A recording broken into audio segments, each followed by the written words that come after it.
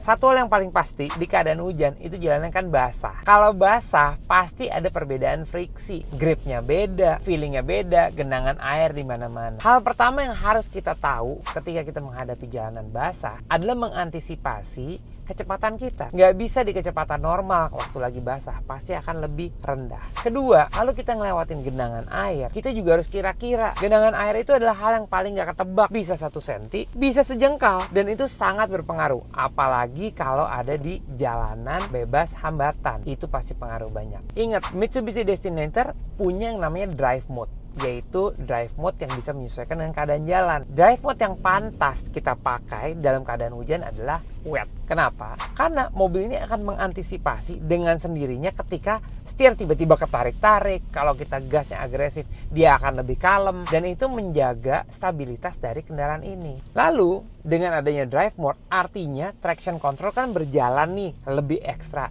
Ditambah lagi ada satu feature yang namanya AYC, Active Yaw Control.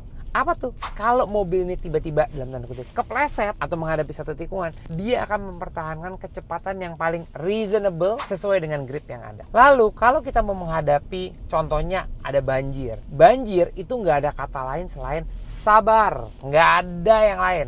Harus sabar. Banjir adalah hal yang paling bahaya.